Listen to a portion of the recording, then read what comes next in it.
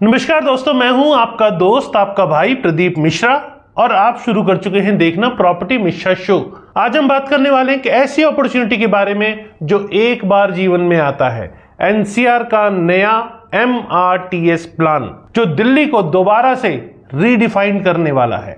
लेकिन इसके पीछे की असली हकीकत क्या है, कौन सच में अमीर बनने वाला है और कौन फंसने वाला है, यही सीखना है आज आपको। वीडियो को लास्ट तक देखिएगा, तब आपको सारी चीजें समझ में आएगी। अगर आप चैनल पे पहली बार आए हैं तो फटाफट चैनल को सब्सक्राइब कर लीजिए।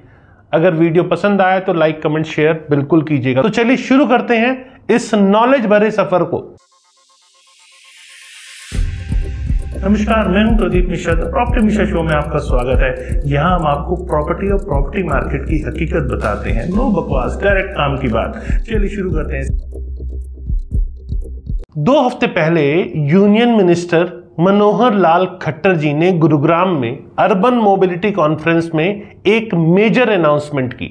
उन्होंने कहा, दिल्ली मेट्रो रेल कॉरपोरेशन आने वाले महीनों में एक comprehensive mass rapid transit system मतलब MRTS डेवलप करने वाला है एनसीआर के लिए specially.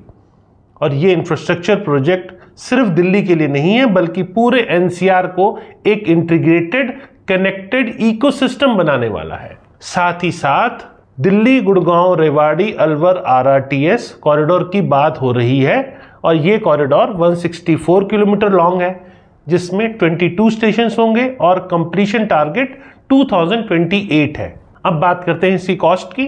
37,000 crore rupees, speed 160 kilometre per hour और travel time Delhi to Alwar सिर्फ और सिर्फ 104 मिनट्स में।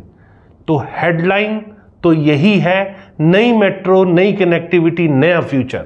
बट यहीं से शुरू होती है हकीकत की दास्तान। तो दोस्तों, जब इंफ्रास्ट्रक्चर अनाउंसमेंट होता है तो मार्केट इमीडिएटली रिएक्ट करता है, लेकिन ये रिएक्शन सभी के लिए सेम नहीं होता। जो लोग पहले मूव करते हैं, डेवलपर्स, स्पेकुलेटर्स, स्मार्ट इन्वेस्टर्स, वो लैंड क्वाइटली बाय करते हैं और वो भी पोटेंशियल कॉरिडोर के पास। वो समझते हैं कि अनाउंसमेंट के बाद 3 से 4 महीने में गोल्डन विंडो होता है, जो जब प्राइसेस अभी स्पाइक नहीं किए होते हैं लेकिन न्यूज आउट हो चुकी होती है। इसी पीरियड में वो लैंड एक्यूमुलेट करते हैं। अब फिर क्या होता है, ऑफिशियल रूट मैप आता है, गवर्नमेंट कंफर्म करती है कि मेट्रो यहां से यहां जाएगी, स्टेशन कहां कहां होंगे और उसी मूवमेंट में प्राइसेस 30 से 50% तक जमकर जाते हैं। लेकिन आप कॉमन होम बायर को पता चलता है कब, जब सब कुछ पहले से ही एक्सपेंसिव हो चुका होता है। You miss the window.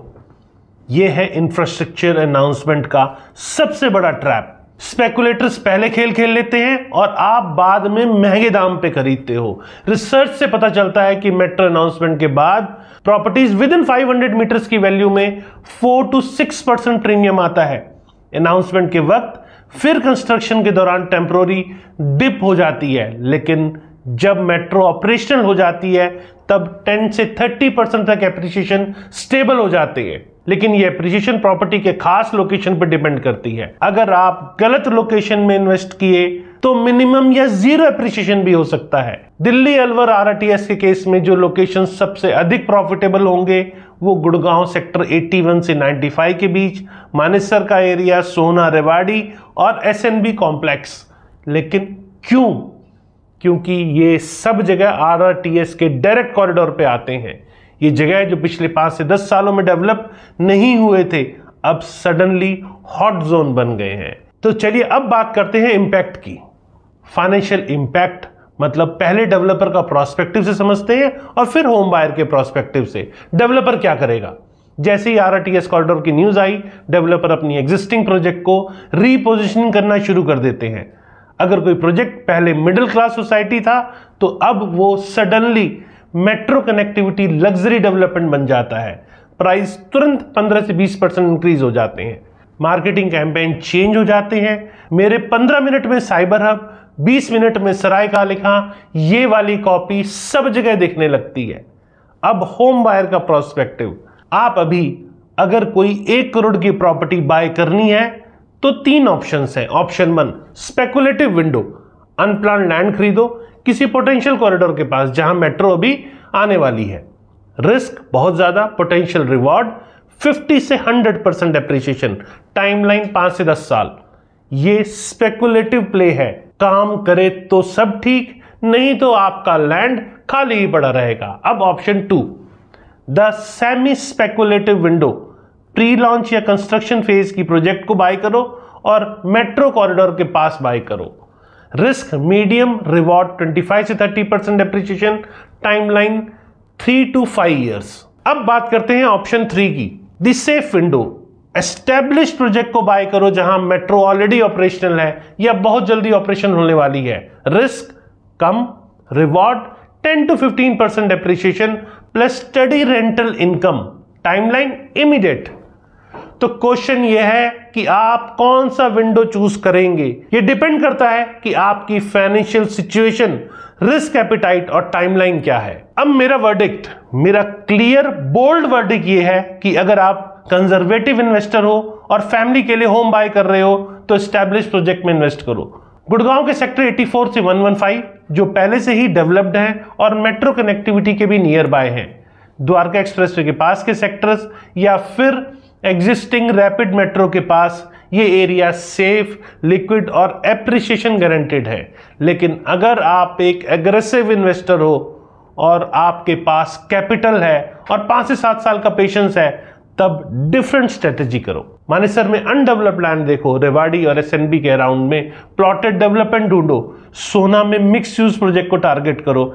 ये एरियाज राइट नाउ अफोर्डेबल हैं, लेकिन आरआरटीएस कंप्लीशन के बाद एक्सपोनेंशियल ग्रोथ दिखेगी यहां पर।